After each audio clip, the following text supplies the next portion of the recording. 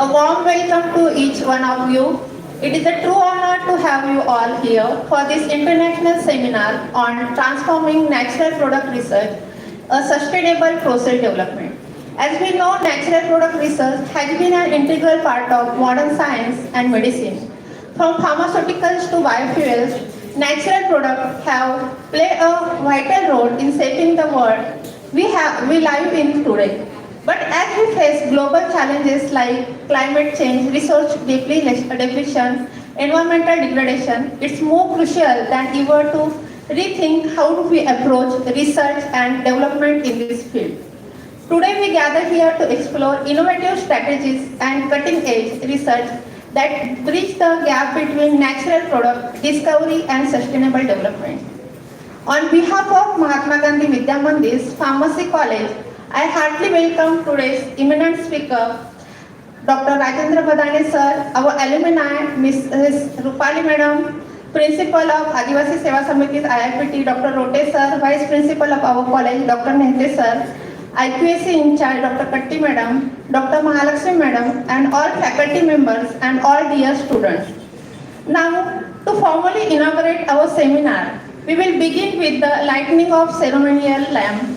The lamp lighting ceremony signifies the dispelling of darkness and the ushering in the enough knowledge, wisdom, and enlightenment. To carry out this auspicious ceremony, I invite all the dignitaries on the dais to lighten the lamp.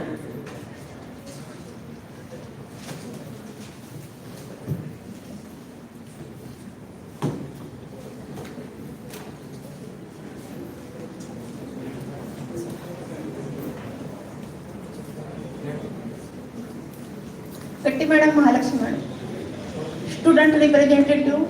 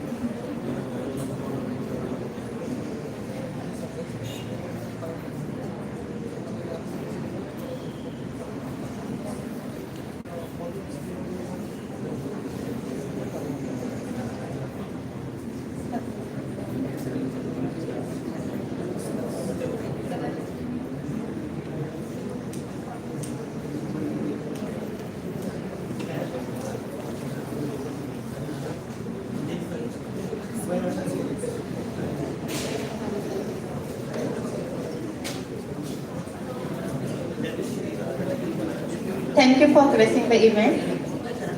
I request Dr. Rote sir to felicitate Dr. Bhadane sir by offering sir. I request Dr. Katti madam to felicitate our distinguished alumni and my M.Pharm classmate, my dear friend Rupali Bhadane madam by offering shawl, memento, bouquet as a token of love.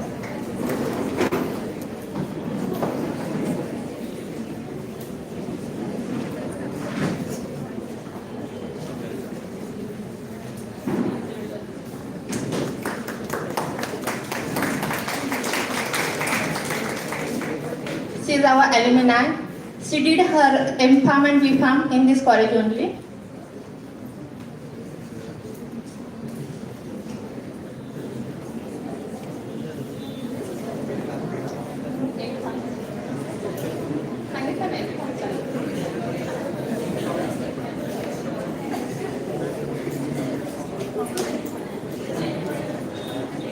Thank you, madam. I invite IQAC in charge and coordinator of this seminar, Dr. Katti madam, to deliver a welcome address and preface of this seminar.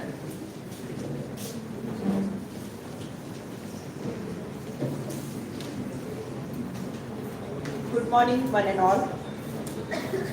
Dr. Rajendra Bhadane sir, Mrs. Rupali Bhadane, who is also our alumni of Farm Chemistry, M.Pharm Farm Chemistry, dignitaries on the dais and off the dais, my colleagues, dear students. The natural resources, that is majority of traditional medicines, serve as rich source for the lead in drug design and discovery process. The traditional approach of drug discovery has its limitation due to the environmental footprints, the inefficient use of these natural resources and scalability. But now, the identification of sustainable development goals by United Nations has provided a new vision for re-evaluating these methods of natural product research. The applications of principles of sustainability and green chemistry is bringing the revolutionary changes in natural product research. So today we have the senior research scientist, Dr. Rajendra Bhadane sir from Institute of Biomedicine, University of Turku, Finland, and Mrs. Rupali Bhadane, doctoral researcher, Abo Academy, University, Finland, to share their insights and experiences in developing sustainable processes for natural product research. I welcome both on behalf of MGV's Pharmacy College, and I am sure that this session will provide the opportunity to all the participants to explore the latest advances in sustainable development of the natural products.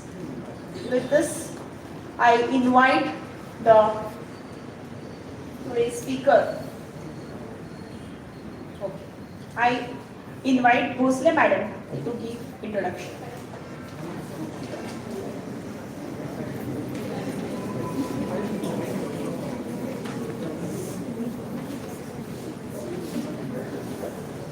Good morning to one and all. Here I am to introduce Dr. Rajendra Bhadane sir. As we know everyone, he is the founder and the principal of our institute, Divine College of Pharmacy, Satana. He completed his PhD from Suresh Gyan Vihar University, Jaipur, Rajasthan. Sir has completed his postdoctoral research from the Pharmaceutical Science Laboratory, Faculty of Science and Engineering, Abo Academy University, Turku, Finland. Currently, Dr. Rajendra Bhadane sir is working as senior researcher at Turku Cellular Microbiology Laboratory, Institute of Biomedicine, University of Turku. His expertise include, so many vast list is there, but here I will focus on some points.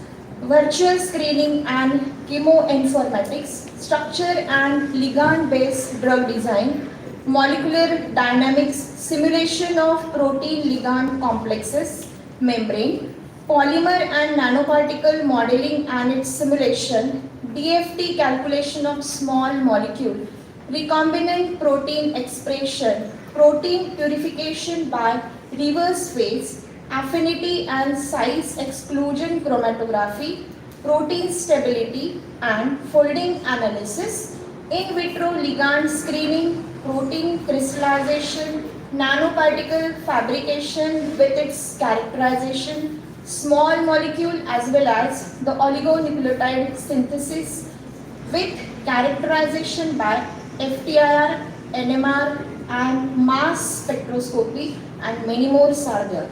Apart that, he has the 8 years of teaching experience at undergraduate level. Sir has the number of publications in various reputed journals. So today we are fortunate enough that Sir is delivering the session on sustainable synthesis of novel hydrolyzable NAD analogs and their evaluation for potential therapeutic applications. So with this short introduction, I invite Dr. Rajendra Bhadane sir to please guide our student and motivate our student by their knowledge. So thank you. So once again I welcome Dr. Rajendra Bhadane sir, and sir, this dais is yours now. Thank you. Thank you for the warm welcome.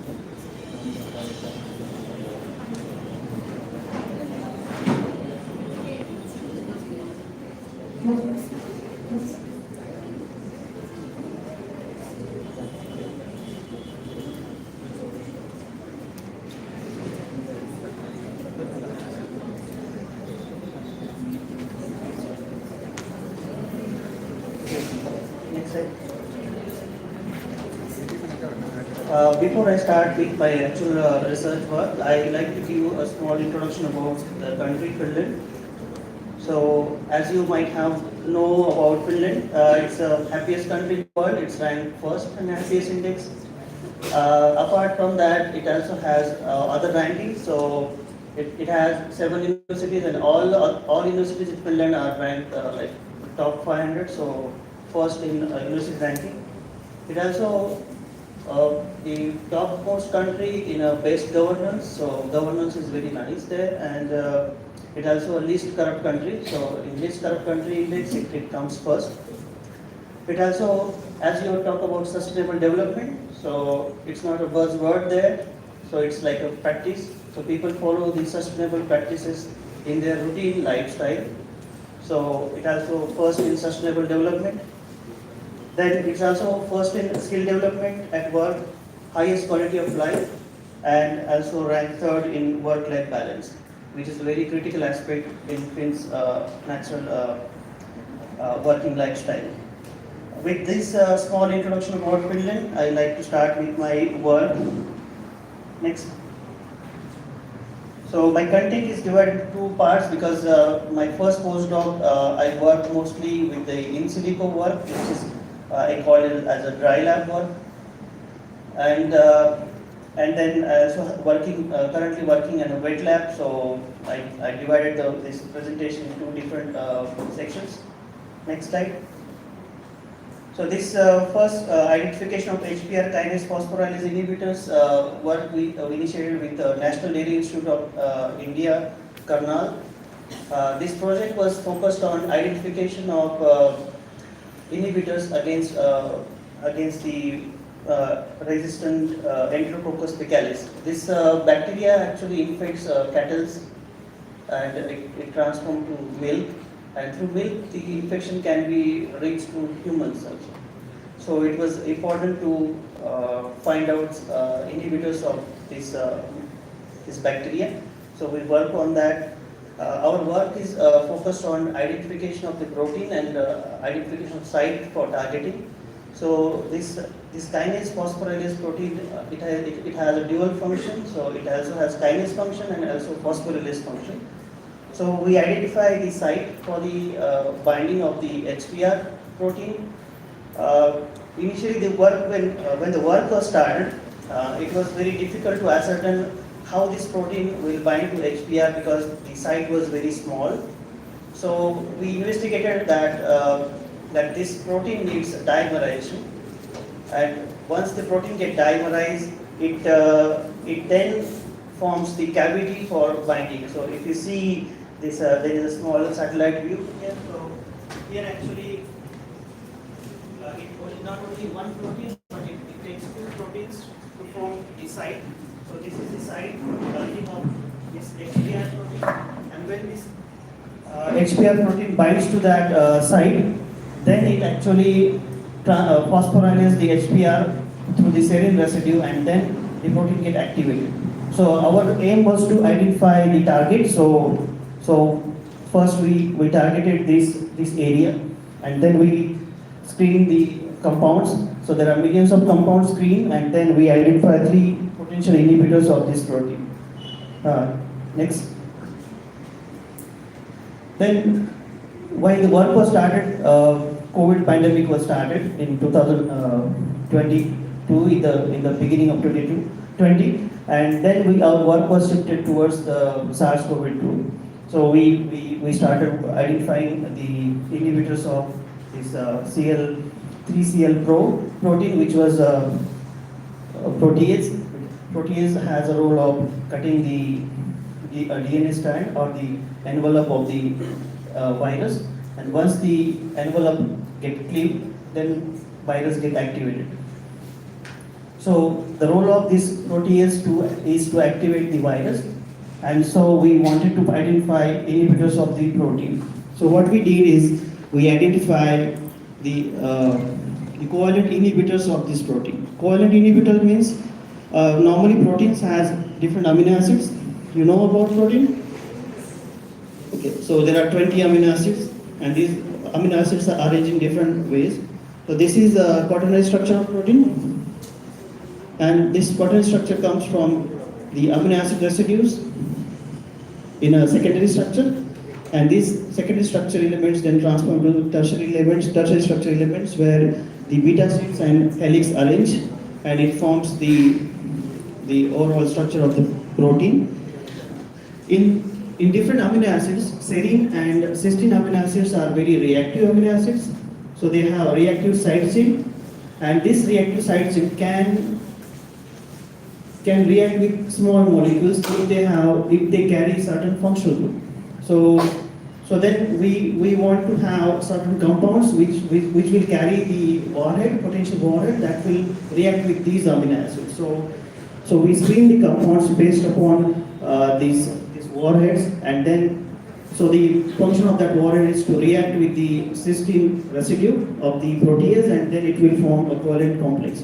Once the covalent complex forms, then the site will be blocked by the small molecules. So this protease will be inactivated. So it will not cleave the viral membrane, and then it will not activate it. So this is the strategy for targeting this protein, and we successfully screened various compounds and identify potential inhibitors of this protein. Next.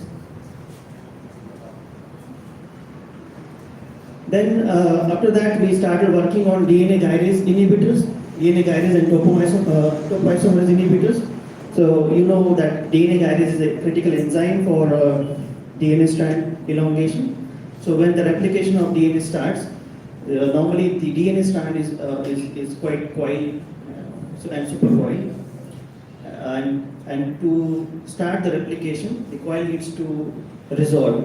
So this coiling should be resolved, and then only replication will proceed for the DNA strand. So what happens? The DNA gyrase enzyme is an enzyme that cleaves or nicks the DNA at two sides. So both strands get cut temporarily, and then unwinding takes place. And once the unwinding happens, the DNA will be easy to replicate. so that region of DNA get replicated. If it is not clean, then replication will not start because the DNA will be still coiled form and it will not resolve. The coiling will not be resolved.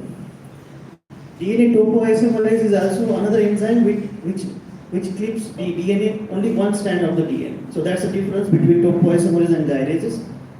Our aim was to identify the inhibitors. So first we screen the compounds and we start to study how the existing inhibitors or existing compounds binds to this DNA strand. So non-processing, triple-processing, these are the quinone antimicrobial compounds. These antimicrobial compounds binds to this enzyme, and this is how they bind. So this is three-dimensional arrangement and crystal structure of cycloprocessing with DNA guidance, and this is how it looks. So it interacts with the serine residue of this enzyme and then inhibits the function of the enzyme. So in first go, we screen the compounds and we identify certain inhibitors of DNA guidance and topoisomerase. But while working on this project, our chemist team got too much excited and they developed a new series of compounds. Why I say they are too excited, because without informing us, they synthesize their own compounds based on their own knowledge, and then given us the same compounds back to us for screening. And when we start screening those compounds, we found that the functional group they put on those molecules is causing static hindrance. So what happened is, like, instead of increasing the activity of these compounds, the second series of compounds showed no activity. So we didn't get any activity. The reason was the static hindrance caused by these molecules, and these molecules didn't show any inhibition because there is the static hindrance caused by these functional groups inhibited this serine interaction, and due to loss of this interaction, the compounds didn't show any activity. So instead of getting high activity, we got a lower activity, and this is what I like to present here, like how this docking and simulation work give us the idea that not every compound can be screened successfully, but it also can tell us about, like, how the compound's inhibition can be affected, or in a better way I can say that how it can already tell us that some certain compounds cannot work out. Okay, so that's a nice example that how this silico work can also guide us about compounds that cannot bind to the target protein. Next. Then the COVID was still ongoing, so I still work on another project where my aim was to study the mutation aspect of the protein. So you know that the SARS-CoV binds to, you know what human host protein it binds? Do you remember the name? The host protein which is responsible for interaction with the virus. Do you remember the name of that protein? Anyone? Yeah? It's anyone from backside? The host protein which binds to virus, and then virus comes inside the cell. So that's the first step of infection. Glycoprotein? Yeah, glycoprotein of the virus, but which host protein it binds? Yeah, it's a ACE2, right? ACE2 receptor, it binds to ACE2 receptor and then makes the entry inside the host cell. Okay, so virus binds, so this is ACE2 protein, so this is how it looks. Okay, and then the glycoprotein complex binds to this protein and then makes the entry.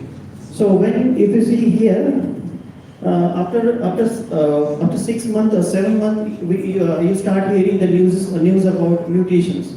So you heard this news that the virus got mutated or something, right? So what happens?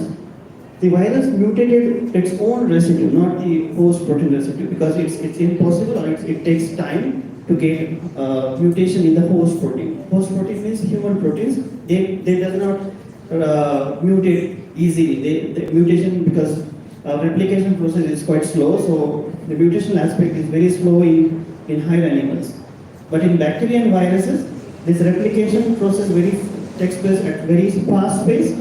So mutations happens at quite rapid pace. So same thing happened with the virus. So virus start mutation in its own protein, and these are the certain mutations, mutations we studied, and these mutations cause the changes in the binding potential. So we study that. We study in silico. So this is all in silico we did, that how these changes affects the binding affinity of the virus proteins towards the human protein. And we compared this study with the experimental evaluation, and we found that we used two different methods, alchemical methods and also conventional MGV simulation method. And we observed that alchemical method is quite accurate in predicting these mutations. Mutation energy, which is the difference is only 1 kilocal per mole, which is very small in terms of the energy. And we accurately calculated the binding affinity of these mutational residues, the residues which get mutated by using in silico tools like MD simulations. So this is what we like to demonstrate for this project. Next. Now I will start with the actual lab work which we executed. Next.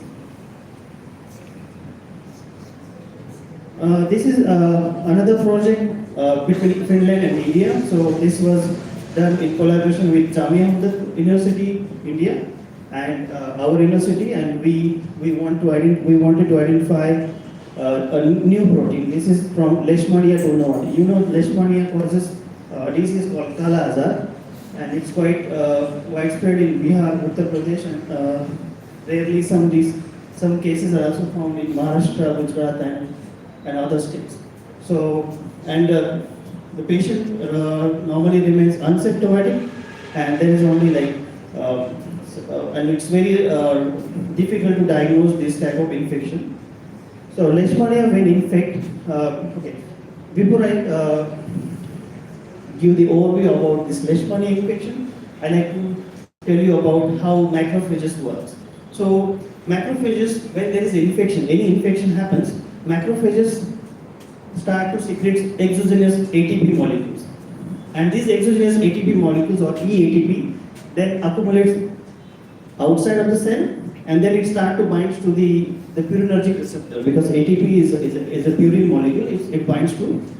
So these ATPs then start to bind to purinergic receptor, which then leads to autolysis of the cell.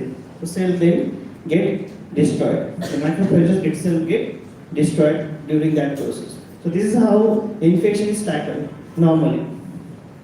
When Leishmania tonawati infects the macrophages, it does secretes the NDK protein. It's a nucleoside diphosphate kinase, and this protein then secretes outside of the cell, and once secreted, it starts to convert eATP to GTP. Because there is no eATPs to bind to purinergic receptor, so this process gets blocked. So cells does not get die. So though these cells get infected, they does not get die, and so it gives a chance for this invasive species to multiply inside the cell, and then it leaves the cell and then again infect the other macrophages. So this is how infection grows. So our target was very clear. We want to identify the inhibitors of this protein. So we did, because there is no protein structure information available, so we did homology modeling, and we developed this homology model. And we also use AlphaFold, which is also an AI generated tool for generating the protein structure. And you might heard that this year's Nobel Prize is awarded for that technology. So this is AlphaFold generated 3D structure of this protein, which is not known yet. and we want to crystallize this protein. We want to see like how this protein actually looks in real life. So that's called crystallization process. So we did some docking and MD simulations, and then we did experimental evaluation. For experimental evaluation, we can't do using the in silico model, so we need a protein, actual protein. So what we did is we identify the gene of interest, the gene of LDNDK, the NDK protein gene, and then inserted that gene into PEG28A vector. So this is the vector we use, and after inserting that gene, we wanted to know that whether the gene got inserted into this plasmid. So for that, experiment is done using agar gel electrophoresis. So this is agar gel electrophoresis gel, where we clone the gene of interest, and after cloning, we then cut the DNA using different enzymes, which are responsible for cutting the DNA. And then after cutting, we wanted to see whether we got the right product or not. So that is confirmed using the ladder, which also has a different length of DNA, and this fall product appeared here, confirmed that the gene was inserted in the plasmid successfully. So after successful ligation, we then transform this plasmid into E. coli. So we use E. coli DL21DE3 cells for this purpose, and after transforming, we induce these cells for production. So induction is done using the vector. So we inserted the vector, the plasmid containing LDNDK gene. Along with this LDNDK gene, this vector also has the antibiotic resistant gene, kanamycin resistant. Means we have E. coli culture, we added the plasmid, and then we heat shock the protein. After heat shock, the cells of E. coli cells, when it's heat shock, and again temperature is bring to like +4 degrees Celsius, the cells opens, the pores opens, and then it takes the plasmid inside of the cell. But this doesn't happen to all the cells. So some cells takes the plasmid, some cells doesn't take the plasmid. So if we grow these cells without selection, then what will happen? You will get the culture containing plasmid and the culture containing no plasmid. Okay? So we will get mixed culture. So to inhibit that process, we just want to have cells with the plasmid. So we put some antibiotic, kanamycin, because the PEG28A vector which we use, it also has antibiotic gene. So those cells will secrete the antibiotic resistant gene. So those cells will survive. But those cells which does not have this vector will die because we have a kanamycin there, which will kill the cells. So this is how the plasmid propagation happens. So in order to propagate the plasmid, we need to have this type of selections, antibiotic selection. This is a strategy normally used for recombinant protein production. And then apart from that, a normal strategy, we also need to keep this induction happening. So we need to keep the production running. So for that purpose, we need to have a T7 promoter. And this T7 promoter, normally it's designed for the purpose for induction. Induction means if bacteria has a plasmid, it will keep the bacteria or keep the plasmid as such without production of the protein. But to produce the protein, we need to kickstart the protein production. So we need to say to the bacteria that I need the protein for that protein of interest from that plasmid. So how it can be done? How we can communicate this information? So we use lac operon. So lac operon is a promoter which is lactose dependent. So we keep the culture in a low glucose level. So then bacteria start to grow with the glucose in a medium. So bacteria just consume the glucose in the medium, and once the whole glucose is utilized, then bacteria start to starve because there is no glucose in the medium. So what will happen? The bacteria will die. So then at that point, once the growth is reached to 0.6 to 0.8 OD, then we add the IPTG. IPTG is another inducer for this lac operant. So it transforms or it changes the bacteria from glucose dependent diet to lactose dependent diet. And once the diet is changed, then it needs to keep the plasmid active. And then when the plasmid is active, it will produce the protein because the plasmid has a gene of interest. So this is how we can induce the bacteria for protein production. And then the successful production then confirmed by the cell lysis. So after lysis of the cells, we run the normal SDS phase gel. So this is a SDS phase gel where we confirm that the protein production is happening. You might see there is a lot of other proteins also because there is not only one protein bacteria is producing, it also producing all other types of protein naturally. Then the protein needs to be purified. So first we purify by nickel NT purification, which is affinity based purification technology. And after that we use SECMAS. So this is an instrument which we use for affinity and SECMAS and desalting of the protein. So this is the nickel NT purified protein. Then we need to remove the imidazole impurity from the purified material. So that's done by desalting. And after desalting, there is a SEC purification. SEC means size exclusion chromatography. So this method is used to purify the protein based upon the size. So because we know that this is this accurate exact size of the protein, then we collect the fractions and then collect the right size of the protein. Once the protein is produced, we need to confirm that the protein is functioning.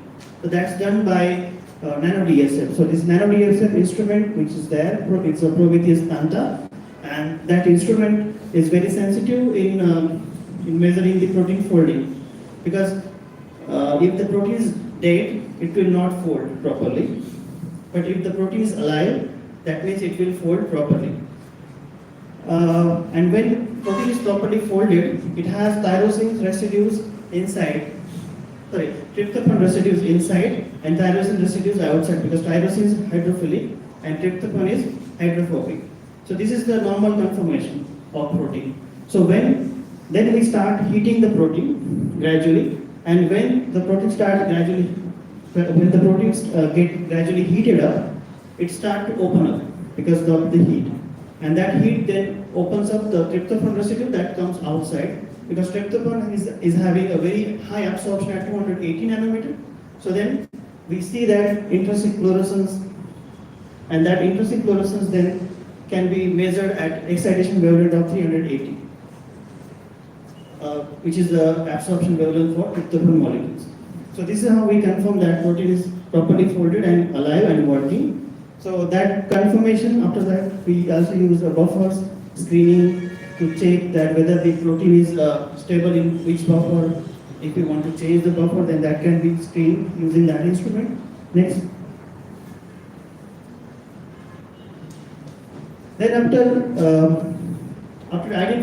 purification of the protein, next task is to see the affinity of the protein towards the different inhibitors as well as agonists. So normally this protein binds to ATP and GDP. So we use ATP and GDP and to study how the affinity of this protein is towards these small molecules.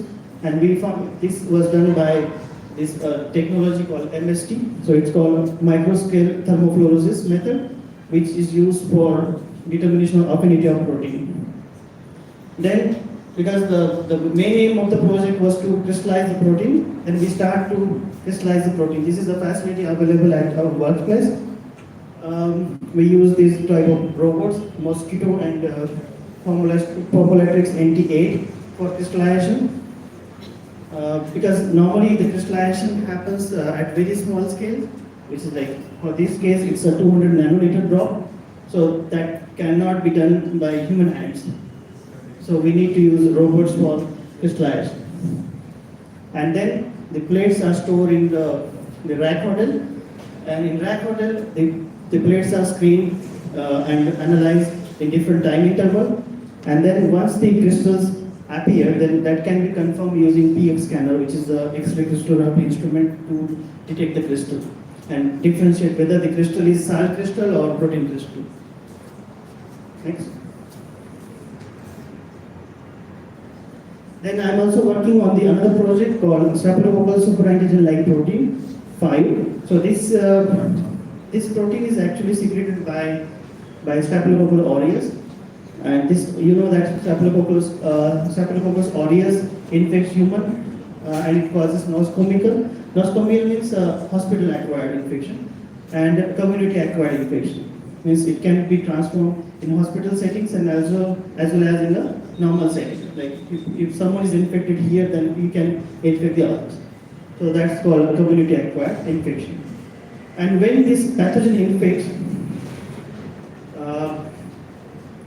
when this pathogen start to infect the human host, it actually does by secreting the proteins, different exogenous proteins or effector proteins. There are a number of effector proteins, and among those effector proteins, we identify SSL1 and SSL5. Now, why we identify SSL1 and SSL5? Because these proteins are critical for initiation of infection. So, how bacteria initiate the infection? So, what happens is like this SSL5 or SSL1 protein binds to matrix metalloproteins, MMPs. The key matrix metalloproteins are MMP 8 and 9. Do you know about MMPs? What's the role of MMP? MMPs are host proteins, our proteins. And these proteins are secreted when there is an infection. So whenever infection happens, what happens? When there is an infection, then the MMP proteins get secreted.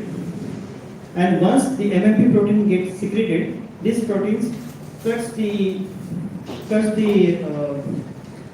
capillary networks. And once it breaks the capillary network, the fluid start to, the macrophages then enters the site of infection.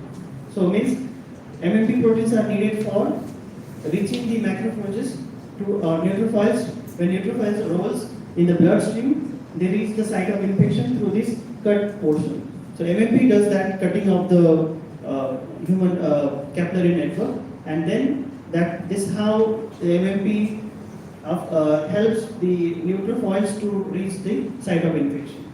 So once the SSL5 and SSL1 secretes by this Staph aureus, then it inhibits the MMP, so there is no cutting, and so the neutrophils can't reach the site of infection. So this is how bacteria has a strategy to inhibit number of human proteins. So we identify only one strategy here.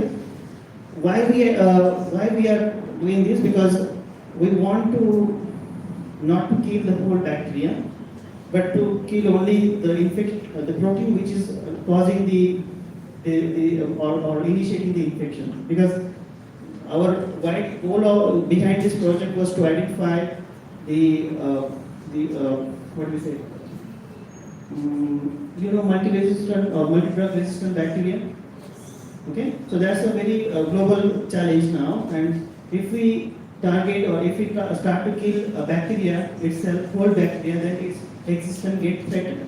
So if you threaten someone, then it starts to create a resistance. But if you just inhibit the protein, the effective protein, then you don't need to kill the whole bacteria. You can still survive. You will not get the infection. But the bacteria can also survive the whole cell. So that's the strategy, and so we wanted to have that way to inhibit the bacteria in this way. So for that, we identified the site of the protein. So this is MMP protein. This is matrix metalloprotein 9. This is how it looks. This is 3D structure of the protein, and this is how the SSL5 binds to the protein. So we know that this is the region where it binds, so we use this region to target. So we screen 33,000 peptide molecules and also 5,968 compounds, small molecules, using docking and MD simulations. And after identifying these proteins, we procure the proteins. We actually purchase these compounds and then did the screening. During screening, we identify how some proteins or some peptides and small molecules inhibits the SSL5. So it inhibits the interaction of MMP with SSL5 protein. So this is the assay done with using those peptide molecules. So these are three most promising hits we identified during that screening. And after successful screening, we also crystallized this protein with the SSL5 with the peptides. Then I'm also working on another project called Microbacterial Toxin Antitoxin System, or MBCT, MBCA, where we are identifying a new bacterial target. This is very novel target because what happens, like this protein complex exists in mycobacteria, and mycobacteria has a toxin inside its own cell. Okay. Why keeping the toxin? No one knows yet. So we want to identify this toxin. What happens that when the toxin gets activated, it kills the bacteria itself. Okay. So means if bacteria secretes this type of protein, then bacteria will itself get die. Okay. Now no one knows yet why these toxic proteins are inside the bacteria. Why bacteria keeping that? It's like keeping the gun in his own pockets and shooting himself. Okay? But why bacteria is doing that? No one knows yet. So we are identifying why the bacteria is keeping this type of proteins. Answer is still not known. And there is also antitoxin. Bacteria also secretes the antitoxin. So this antitoxin then binds and neutralizes the toxin.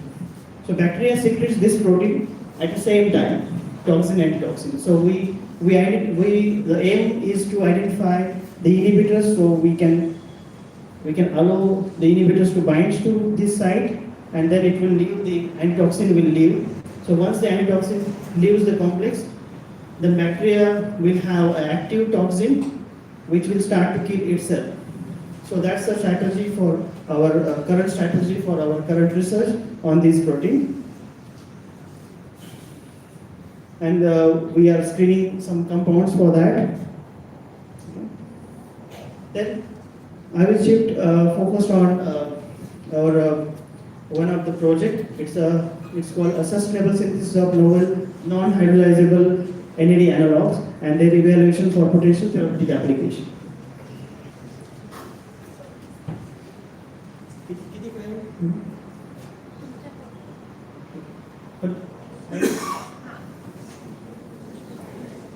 Okay.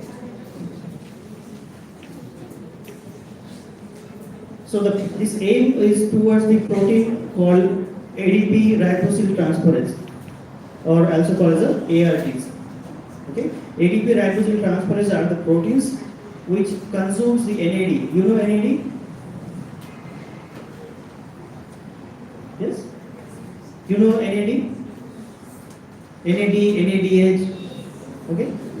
So this protein converts NAD to ADPR or how can I say nicotine amide adenine dinucleotide. Okay, NAD. Okay, and it converts ADPR means and then nicotinamide. So it cleaves the NAD to two small molecules, ADP and nicotinamide. So those proteins are called ADP ribosyl transferase. Why the word is transferase? Because once they cleave the NAD to ADP, that ADP then transforms to another complex formation, and that leads to death of the cell.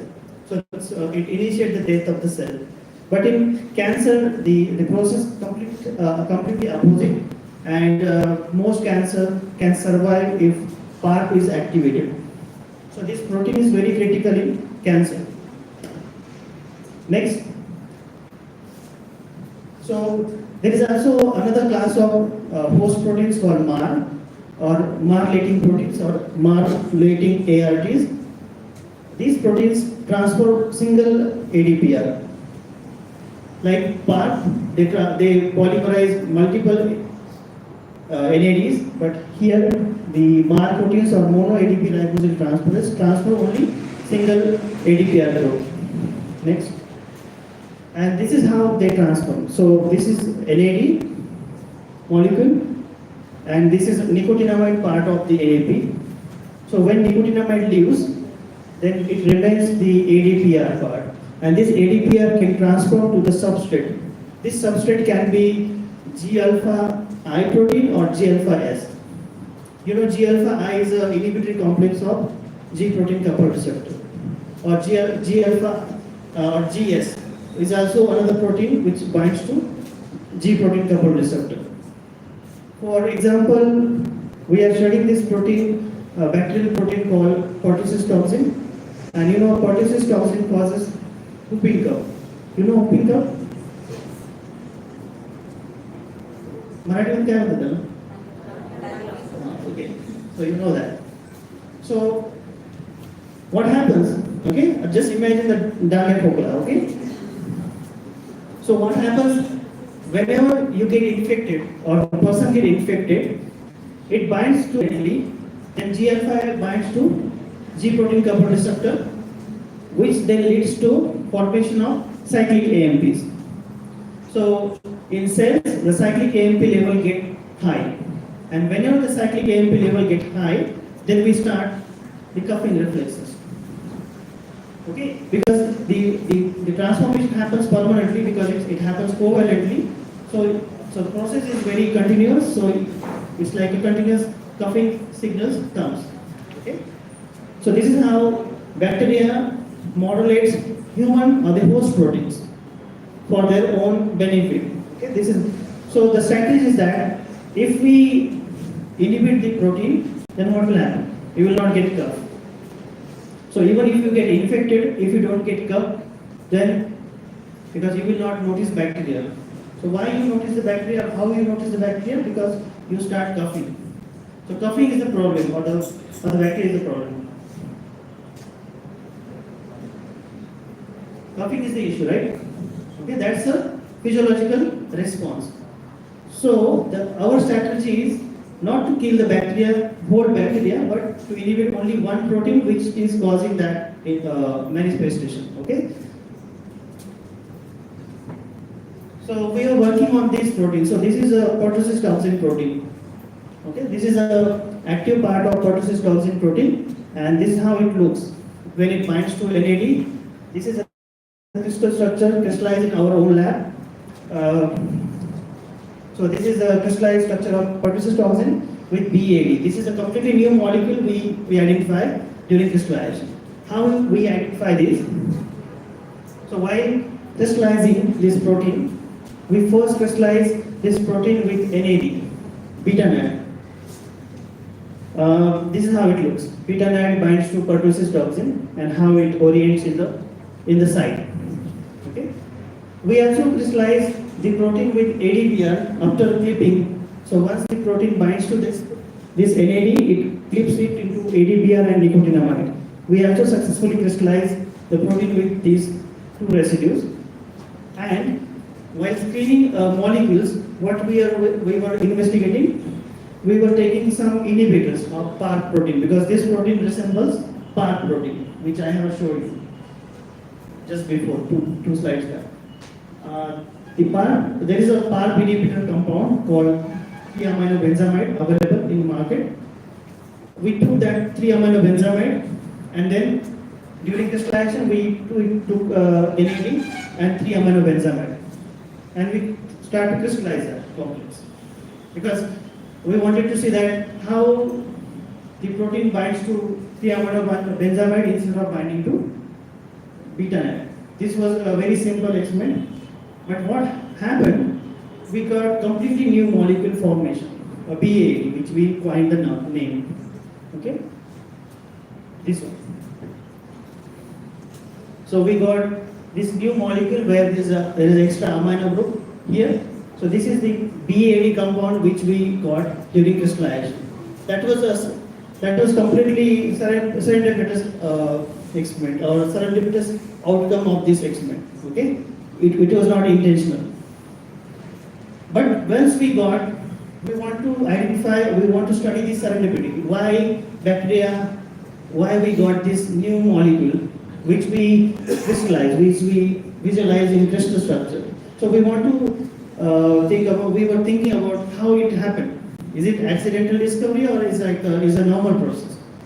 So then we use the HPLC based old strategy of HPLC based method. So first we developed the method for NAD, how it elutes, and what is the retention time of NAD, what is the retention time of 3-aminobenzamide, what is the retention time of nicotinamide or ADPR.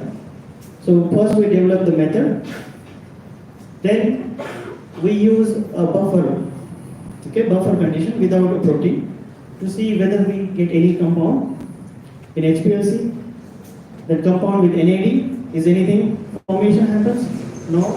Then we took NAD plus 3-aminobenzamide without enzyme. Because we were thinking that maybe there is a reaction between 3-aminobenzamide and NAD that leads to formation of this compound. But we didn't get anything in the HPLC. Then we started putting NAD with enzyme, pertussis toxin. What will happen is that pertussis toxin then metabolize NAD to nicotinamide and ADPR. It was very clear that there is no product formation. Then we took NAD with 3-aminobenzamide. And then we saw a small peak here, which we analyzed and confirmed that it's a BA from spectral analysis, and then also by using the mass spectrometry. The LCMS analysis confirmed that this new compound is BAD. After confirmation of this compound, we got new ideas, because this is how research happens. So we got new ideas. Can we synthesize this type of molecules? Because this is a very unique molecule which is not exist in nature. So this is completely new discovery. So we want to see that whether this kind of molecules can be synthesized. So then we start screening. So first we develop a pharmacophore based approach. So we study the pharmacophore of 3-aminobenzamide and how different groups orients in the space. After identifying the pharmacophore, we use quantum mechanical simulations. So this is a low energies from quantum mechanical simulations, which predicts the reactivity of compound. And after taking like 300 compounds, out of 300 compounds, we screen, we took 14 compounds and utilize these 14 compounds, study their properties, chemical properties, using in silico methods without any experimental. This is all in computational, all in using computational technique. And then we screen the compound. And out of the 14 compounds, we identified 2 compounds which shows a similar compound formation. So we got, out of 14, we got 2 hits. Okay. Then we wanted to see whether these compounds can also bind to the PARP compound, because more interest was towards the PARP, because PARP is very critical in cancer. So we wanted to see whether this compound can inhibit PARP. We don't have PARP 1 in our lab, so we have a clone of PARP 10 protein. So we have a construct for the PARP 10. So we started screening the compounds against PARP 10. And then we also studied these properties of these new molecules. Out of 3 compounds, BAD and other 2 molecules, 1 molecule shows a very high fluorescent. So that compound is very fluorescent in nature, and that fluorescence we compared with NADH, which is another fluorescent molecule, as a reference. Then we demonstrated that these compounds, 3 compounds we synthesized, all 3 compounds are non-hydrolyzable, means they don't get hydrolyzed. And out of 3 compounds, 1 compound shows inhibition of PARP10 using 96 and 384 well format plate assay. So this is how we successfully identify 1 compound inhibiting PARP10. We also successfully produce biocatalytically produce, which is a complete sustainable way to produce a non-hydrolyzable NAD analog. And that work is already published now in JBC, Journal of Chemical Biology, which is a very reputable journal in biochemistry field. And this all is happened using a robust infrastructure which was available. So all the silico work is done using two supercomputers, Bhuti supercomputer and Mahati supercomputer, which we have a direct access to these resources, and they have a tremendous speed for analyzing and doing the silico work. The Mahati has a speed of 7.5 petaflops. Then we also have a very world's second largest supercomputer, Lumi supercomputer, and that has a current speed is 380 petaflops. And if you imagine the computational capacity of this machine, it's like 1.5 million modern laptops. So if you stack the modern laptops, the speed will be equivalent to that 105 million laptops, and the speed of this computer is same, and the stacking can be like more than Everest. And this whole supercomputer operates on 100% hydroelectric energy, so that's also a very energy efficient system.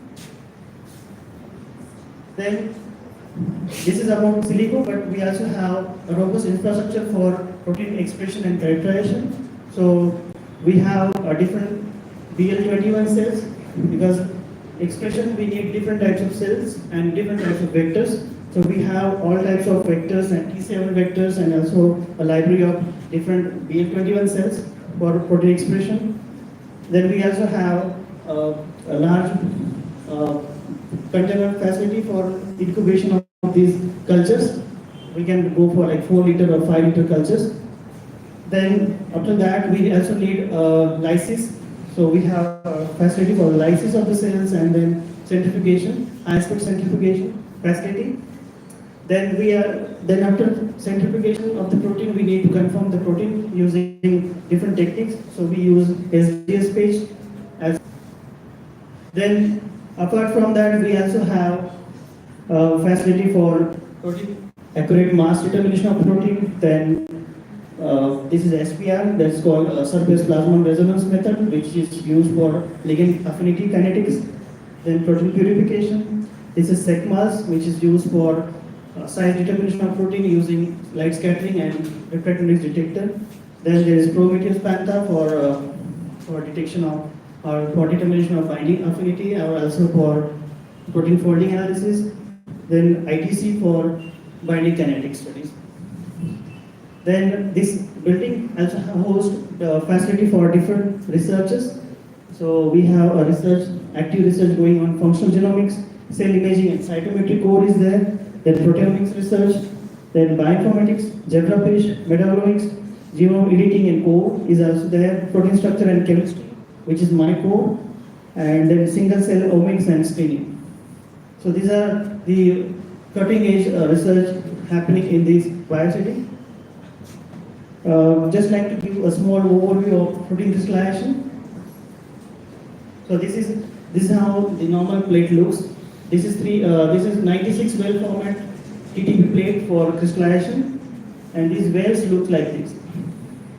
So there are 3 drops can be put. So here, so this is a sitting drop method. So we can have 3 different drops with different ratio of protein and buffer. And here in a well solution, we have a different buffer. So there are 96 different buffers conditions can be screened at a time. Because the size of drop is 200 nanoliter, so we need to use robots for pipette. So that I already show you. After that, we need to put this plate into rack hotel. This rack hotel is another robotic instrument which takes the plate and then image itself after frequent time interval, like 1 day, 2 day, 3 day, likewise. So it takes because that drop needs to be seen by microscope, so it has a microscope and also UV light, so it screens the formation of crystal. Once the crystal is detected, we need to confirm that the crystal is a protein crystal and not a salt crystal, because sometimes salt also gets crystallized. So we need to confirm that using this beam scanner, which is another crystallography instrument. After that, once the crystal is formed, so this is how protein crystal looks. Okay. This is a 200 nanoliter drop, and in that drop there is a small crystal. So then more precise work starts to fish the crystal. So this is called fishing exercise. So we need to fish the crystal using these small loops, fishing loops. Okay, this is not actual fishing loop of the size, but it's like a microscope. You can see in the microscope, and you need to do it manually. Once you fish the crystal, that needs to cryo-freeze in the liquid nitrogen. So this is liquid nitrogen, and there is a unipuck. So this is how unipuck looks.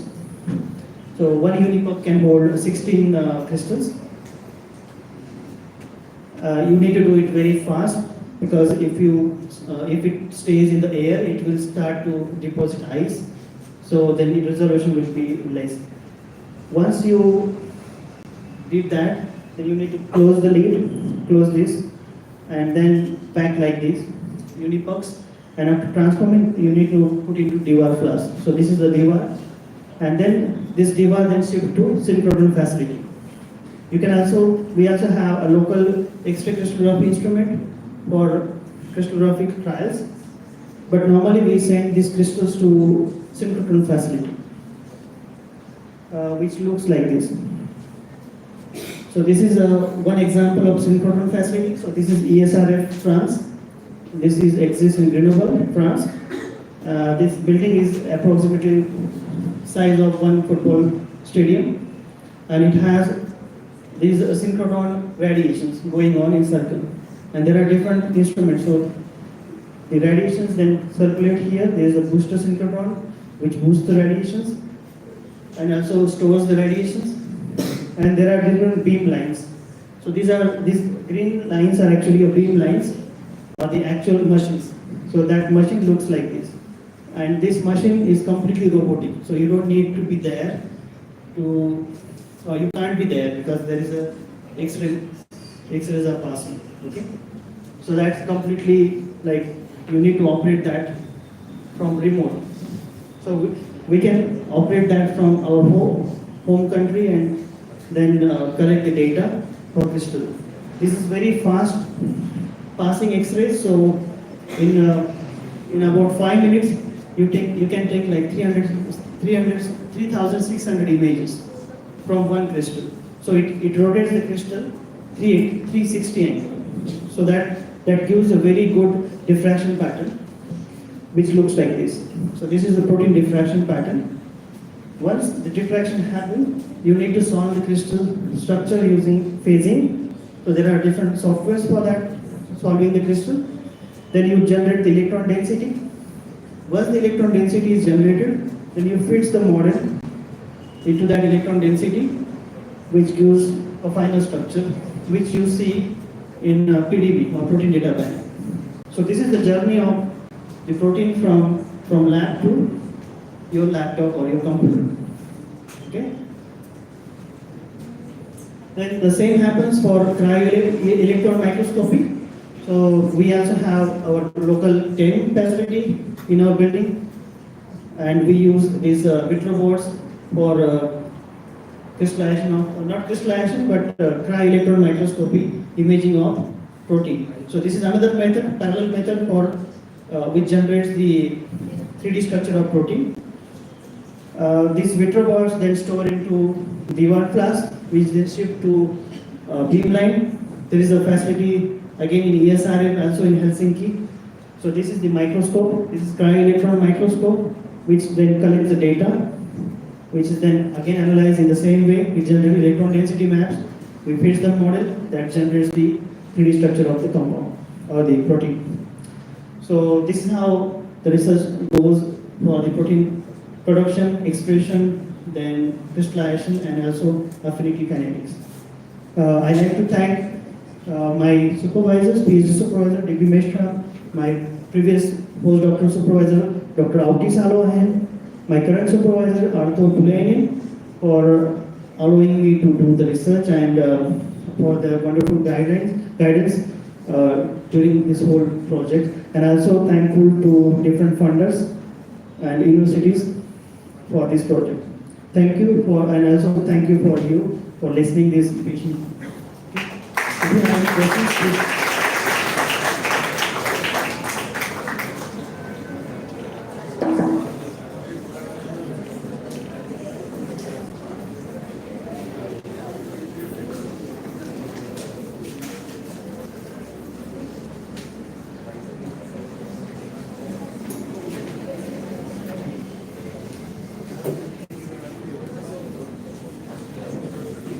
Any question? MPharm, chemistry.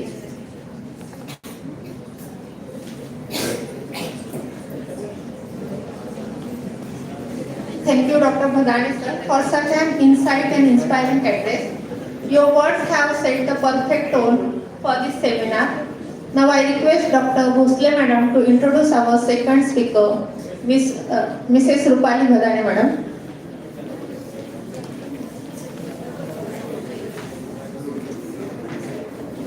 Thank you, madam. So, Mrs. Rupali Bhadane, ma'am, is a doctoral student at Faculty of Science Engineering Laboratory of Molecular Science and Engineering. Currently, she is working on project D2V, that is from dust to value, a circular bio-based residue at Industry Finland. Apart that, she has total 15 years of teaching experience in this field, and she has several publications in reputed journals. With this short introduction, I invite Mrs. Rupali Bhadane ma'am to share her research experience and guide our students.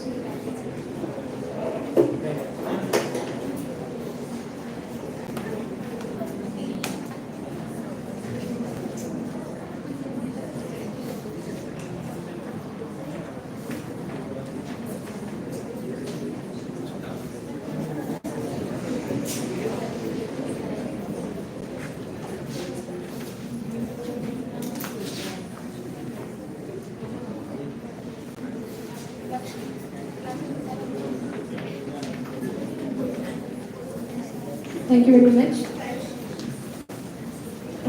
I also would like to introduce myself as I did my B.Pharm and M.Pharm from MGV Pharmacy College, and for my master thesis, my supervisor was Principal Tambezur. So now I am doing my doctoral research in different area, which is not actually the pharmaceutical chemistry, but the proper organic chemistry. Before the actual my work, I would like to show a little bit about the Finland, but as the slides are not playing well, so actually it's video. I want to show you how snowfall has actually worked. This video is from my window, and on the map. So I would like to just show where is the Finland and where is the India. So the Finland nearby is Sweden, and this is the Norway. So these three countries are the Nordic countries, which is near to the north side of the earth. So that's why it has really, the weather is really cold. So you can see there our daughter, which is with Elsa. And can you tell me what is that nearby with her? Who is he? Snowman, Olaf. So yeah. Okay. Anyone know what is this? Yeah, that's the ski. And but let's try that one. First time. This is our photo. Actually, snowfall is there, and here we live. Actually, this is our home. But can you tell me, anyone, what is that? Green light. These are the northern lights, and why this is happening? Any idea? The mechanism behind the northern lights. Just Google it and find out why these green lights are happening. And this is the same mechanism as NMR. I also would like to show you the slides little bit, but do you know where this Nobel Prize Museum is? In which country? No, not Finland. That's why I show you the Sweden. So Sweden is the country who actually announced the Nobel Prize each year, and also the host of that prize. We visit that last Christmas holidays. Now, this Christmas holidays we are here, but last Christmas holiday we spent the whole our holidays there. And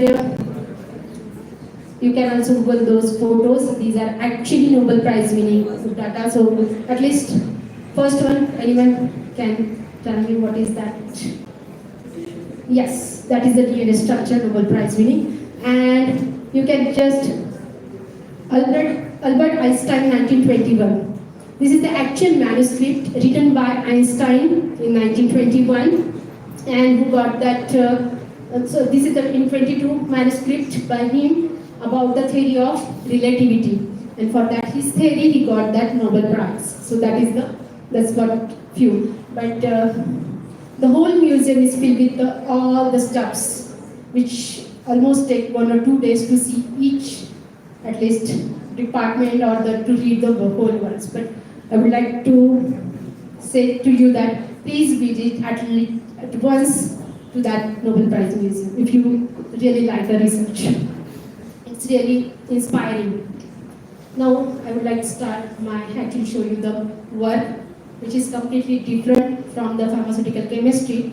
But there are 3 projects at which first one is the lignin reserve, another is D2V, that is dust to value, and third one is depolyol, so depolymerization to polyols, and that's why I gave all 3 projects as one, my single thesis work, that is lithium, that is lignin extraction from biomass waste stream and its transformation into high value industrial materials. Why high value industrial materials? Because this project is nothing but business Finland project, so we collaborate with many industries, and actually we apply that our research to the industry point of view in sustainable point of purpose. I would like to show you the actual building where actually I am working. This is my actual lab. My place is here, you can see the blue box here, so this is my view room. Actually I am working here, and this is the project team from the lignin research project, which is last year finished, no, not last to last year, 2023. So these are all the members who are working as a researcher, plus the collaborators from the industry. Don't find me. Is it I'm here? Yeah, I'm there. Okay, so this is just little bit infrastructure where currently I'm using those instruments. GCMS, pyrolysis GCMS, and this HPSEC instrument, which is the new one. I started this instrument to make the molecular weight determination for the lignin molecule. It has quite good detectors, like 3 detectors, light scattering, that is dual angle, along with viscometer as well as RF. And another big instrument I would like to show you, that these are the NMRs. So we have at this moment 5 NMR instruments, like 600 megahertz with producing DCI, that is, it just says cryo 500 or cryo 600. So this is actually only 500, 500 cryo. This is 400, which is for specific for the solid state NMR. This is again 500 B. And in front of these 2 instruments are again there, that is 600 cryo and 500 A. Another, this is the figure for the mass, that is all these instruments we have in the CCMA, that is a facility provided by Turku University as well as Abo Academy. Now I would like to say something about my project work, that is the previous project work was lignin reserve, which was for the 2 years, but I got only for the 23, so the last year. And now I'm currently working with the dust to value till it is 26. So it is a shared ecosystem by the America, which is a big industry, which is Business Finland co-innovation project, that is named as a dust to value circular bio-based residue. It's focused mainly on to use the to develop sustainable value chain from wood base side stream to the value added bio-based products. That is the application point of view, which industry actually required. These should be the dispersants, adhesives or binders for the coating or coating materials. So I would like to show something from lignin research project. I directly started with the lignin material to use application point of view with, and also it is a collaborative project with the Mirka. So they want to make adhesive application. So first we use the lignin, analyze it properly, and after analysis we modify it with little bit synthetic methods. So esterification, and another method was the copolymerization. So we can use almost 50% of the lignin along with the actual fossil-based adhesives. So we started work with the make us some UV resins. So we integrated some lignin, modified lignins and lignin nanoparticles, and also optimized the different parameters to see that how it actually works with the acrylate resins. And this work is also included as the one of the master thesis to whom actually I supervise also. And we did actual work in the industry in Yempo, that's the Milka, and we start to try with the resins and its application on the sandpaper. Another work with the lignin copolymerization. Okay, I already started with the lignin, but do you know what is the lignin? First thing. No? Yes? Just say yes or no. Carbohydrate. Carbohydrate is complex with the lignin, yes. So lignin, actually in general, the wood material, any wood material or plant cells, they are composed of three main ingredients, that is cellulose, hemicellulose and lignin. Lignin is actually non-living material into the wood or in the cell, secondary cell wall. So cellulose is nothing but a glucose, right? Hemicellulose is number of sugars and lignin is polyphenols. So these polyphenols, that lignin material we use or we try to make it applicable in different materials for application point of view, which actually industry want to apply them. So the previous work I already showed that this ATRP synthesis. So ATRP stands for atom transfer radical polymerization. This is a Nobel Prize winning synthetic method. So we applied first time for the lignin. So our aim was to utilize the lignin, but how we can make lignin actually applicable, and is it the all type of lignins are used? So we first screen the birch lignin, spruce lignin and wheat straw lignin. So these are the three different, wheat straw, right? So anyone know about spruce and birch? Okay, spruce, I already showed the figure, previous first one, that is the Christmas tree. So these are the trees which are easily available in Nordic countries. So we have the lignin already from the industries, that is as a waste product, black liquor from pulp industries. So toilet paper or any papers. So these are the cellulose. And after that, which is waste material is remaining, is nothing but a black liquor. And from that black liquor, we actually use the lignin. So that lignin we used for our application point of view. So the first was to synthesize in the form of the macroinitiator. So it initiates the reaction. So that is the first step. And then copolymerize that lignin macroinitiator with the monomer in different concentration.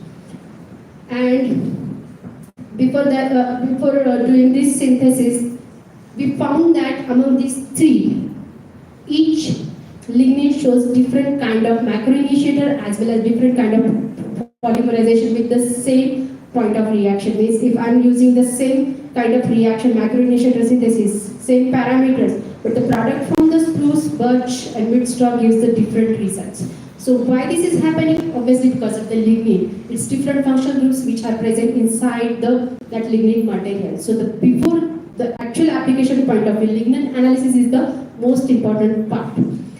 Among these three, we synthesize all those three copolymers with different degree of polymerization. Then during this work, we found that birch and spruce has a good results, but wheat straw do not show any actually polymerization. So might be this is the need to find out the cause why this is happening. But in case of a birch and spruce, with the same degree of polymerization, the product also shows a different kind of material at the end, which we can use in different application point of view. So that is the main results we found. After that results, we just hypothetically propose that is that possible that copolymerized lignin for adhesive point of view specifically can be applied as a pressure sensitive adhesives? So we analyze the whole material along with the standard which is known as a BUTAC, which is marketed product and also patented product, and we found that after the TAC test that our synthesized product also gives good, quite best result even compared to the marketed product. And this work is also I presented in conference in 2023 in Uvascula. Then another work I would like to show by doing the lignin in application point of view and finding out which kind of lignin is actually applicable. So one of the most important characteristic point is to analyze its molecular weight. So the main technique is HPSEC, that is high performance size exclusive chromatography. So that technique and this instrument shows that so we found that actually the light scattering is not the proper detector to analyze the lignin. It shows exaggerated molecular weight. Why this is happening? Because lignin has absorption as well as fluorescence tendency. So that light scattering shows the different results. But the RI and viscometer shows quite good results, and we can trust on that results. So these are the works which I did for my actually lignin research project for the first year of my doctoral work. Now this work again I started last year, that is dust to value. So it is a big project, that is VP 0 to VP 6, that is work plan 0 to work plan 6. My main work is VP 2 and VP 3, that is the lignin isolation and then its application point of view. In this work we are collaborating with almost some universities as well as industries, that is University of Helsinki, Turku University, Lakehead which is from Canada, then KTH from Sweden, Mirka Industry, Boreal Byproducts, GVK, Kayo, Fiberwood, Durat, and these are the industries, Business School and University of Bristol. And most important industry, that is the Kilto, which is the best in adhesive material production. All the Sweden and Finland and most of the European countries use adhesive materials from the Kilto for construction point of view. So I started this my work with the dust. This is the dust actually from the wood, which is the raw material used. First I started with action drying, then after its quantification of the moisture content, we started use the extraction of a lignin by that batch reactor. Then I get the black liquor. That black liquor then I precipitated with the acid as a lignin material, which you can see at the last. So with different parameters, we found that how lignin can be. This is only with respect to the yield.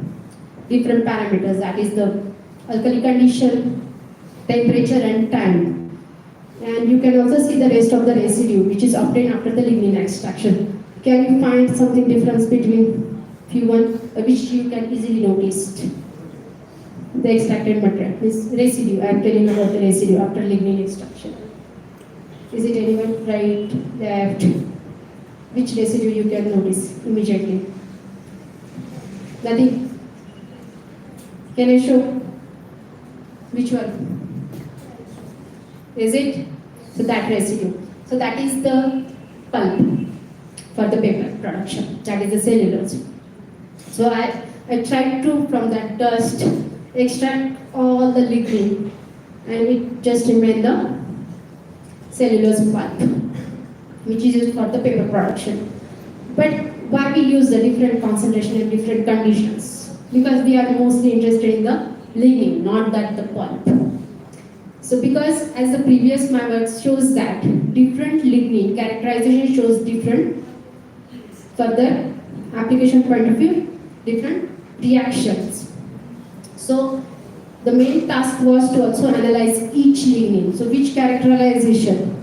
The most of the characterization is, as already Nithya also said, that carbohydrate. So carbohydrate lignin complex is the most important also the criteria. how much quantity of lignin is present in the cellulose or hemicellulose, or how much quantity of cellulose are behind in the residue. So there was one of the conventional method to estimate the content of lignin, content of hemicellulose, and content of cellulose. The main basic step, that is the tapping method, which shows first heating or means make that hydrolyze all the material from the complex, that is lignin and carbohydrate, into the monomeric of the sugar, and the residue which is remaining is total only the lignin because it's completely hydrolyzed from the carbohydrate, and the hydrolyzed which is remaining, it contain the sugar. The conventional method is different, that for lignin content it take a different sample preparation method and analytical method. For hemicellulose also it's different one, and for the cellulose also it's a different one. So lignin content is Classen method, cellulose content is nothing but acid hydrolysis, and hemicellulose content is acid methanolysis. So each method need at least 2 to 3 days. So for the each content it take almost the whole week. But the idea behind to optimize this method was to, with the single preparation of this method, we can analyze lignin as well as sugar. In conventional method, actually the instrument which is analyzed for the hydrolysis are mostly GCFID or GCMS in sugar, or simple HPLC, which is also time consuming. But in this method, we propose that from the hydrolysis and with the single analysis, we can simultaneously analyze the lignin content by gravimetrically, and from the hydrolysis, acid soluble by UV method, sugar content by NMR, furfural as well as acetate with the NMR. So no need to make another analytical method to specifically analyze sugar, furfural or acetate. So this method, you can see the results here. So it's the first, you can see the NMR, the whole data, which is processed, not the raw data. So obviously from raw data to actually analytical point of view, we need to process all the whole in software.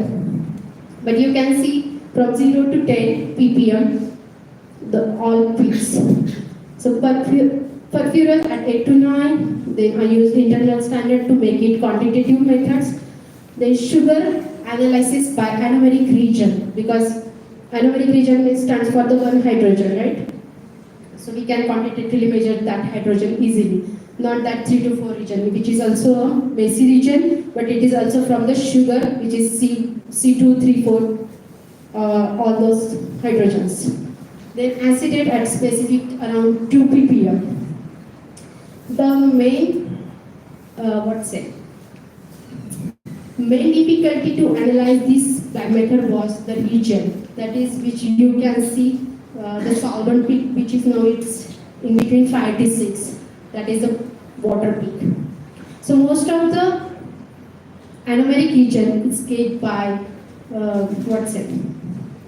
forbidden by that solvent peak region due to the solvent water. But in that condition, because of my previous sample preparation method, as we use the strong acidic condition, that acid make that thing shifting towards that hydrogen or water or solvent level towards not exactly in the anomeric region, but shielded or deshielded. What is that? Shielding or deshielding? Shifting with large ppm. I trust me. I don't know. Is it? Deshielding. Yes. Deshielding. So that is the first thing. Second thing, how we can analyze which peak stands for what. So by using standard sugars with the same condition, I analyze the whole each sugar to find out which ppm stand for which sugar, that is glucose or galactose, arabinose, mannose, and another part for the sugar is mu rotation, right? Alpha plus beta, anomeric region.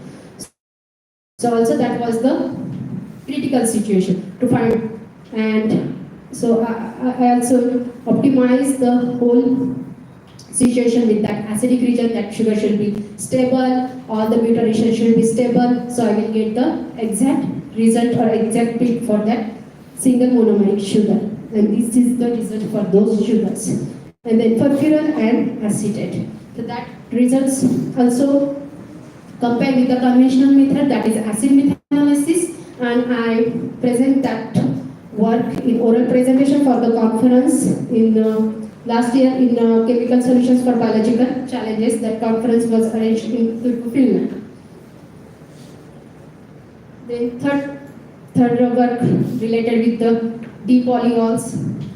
So you can see the first that figure. These three peoples are from the CH Bioforce industry. They have patented extraction process, that is Bioforce. They extract the hemicellulose and lignin in the industry, which industry is in Turku, that is in our region. So last year they started a new plant to extract the lignin from oat husk. So oat, maybe I assume that you know the oat, right? Yes. So that oat husk, which is actually the side stream product or waste material, but they extracted the lignin. So it was our task to analyze that new batch or from the new plant, from the oat husks, how actually lignin differ from the actual wood lignin.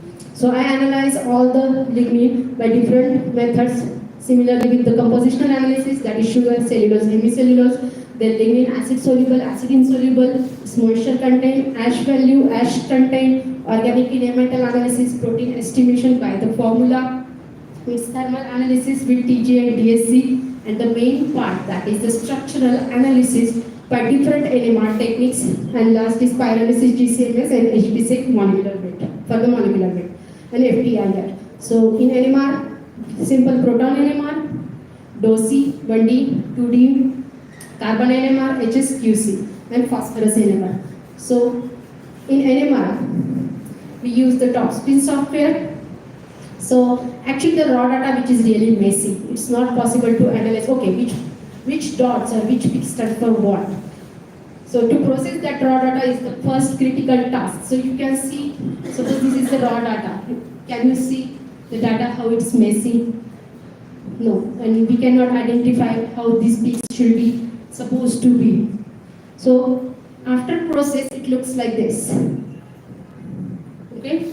So after processing properly means phase separation, phase correction, baseline correction, and all those. Then analyze actual each peak stand from which structure point, which carbon and which hydrogen. So HSQC is the method. So this is the data which I actually analyzed by myself with obviously supervisor, and it shows different quantification. So we also quantified that, but not mentioned here in percentage because this is little bit not part to show.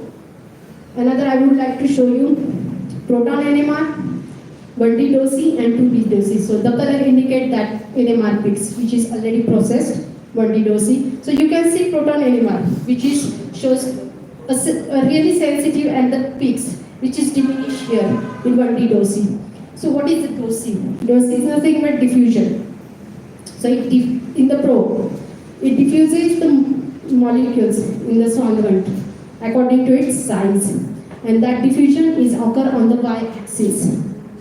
But in 1D DOSI, we give the parameter that I want only 90% diffusion. So 10% of the samples can be analyzed in 1D DOSI, so only on x-axis. But in 2D DOSI, actually we get also the coefficient, diffusion coefficient, actual values. So you can see in purple, these are. So how you can analyze the structure? Okay, so I know that this is the aromatic region 6 to 7, which is also observed in 1D DOSI, which is a major part of the structure, and also in 2D DOSI, which shows the coefficient, which is low. So this is the part, aromatic region, and this is the solvent peak. Because this peak is afterwards in what's it? Here. Water pack which is shows diffusion in very high value. Similarly, the demeso solvent which is used to solubilize the lignin and used as the deuterated solvent in NMR. Then aliphatic region which is sharpening one proton NMR, but in also 1D-DOC it shows a bumping. So it indicates that that aliphatic region is actually part of the major molecule, which is might be a along with the aromatic region. And similarly, the methoxy group, which is again along with the aromatic region, so which is a part of the aromatic region of the polyphenols, that is the lignin. Then this is the carbon NMR. So each peak is then identified according to its actual value from the structure.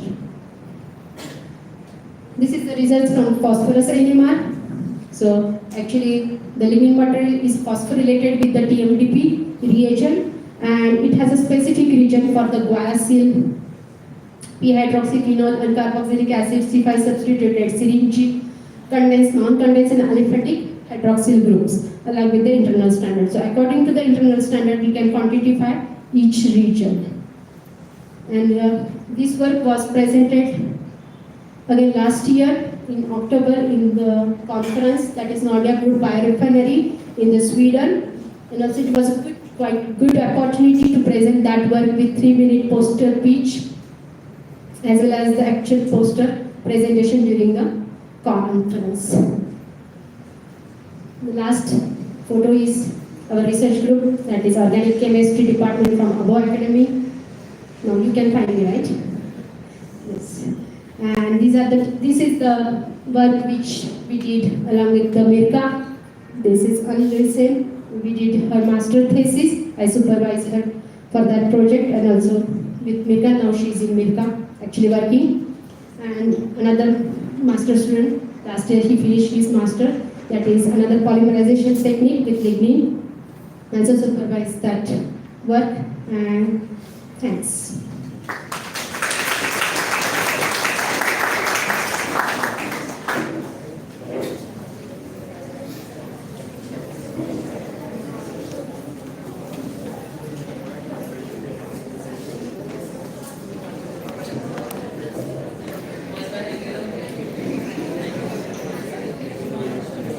No discussion. Thank you, Rupali, for giving insight in the topic exploring lignin, research extraction, characterization and application. Now I request Dr. Katti Madam to give the vote of thanks.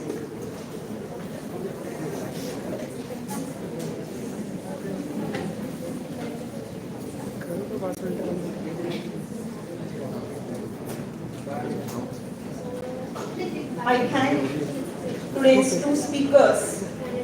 The first one, Dr. Bhadane sir, for his session in which we came to know about the automated and updated protein research at Institute of Biomedicine at Finland.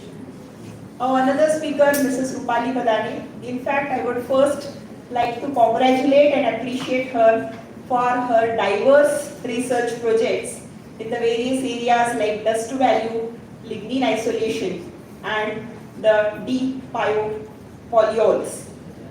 In fact, it is really a proud moment to see our students presenting such work, because I had an opportunity to guide her for MPharm. She was the second student of our MPharm batch, passed out in probably 2007.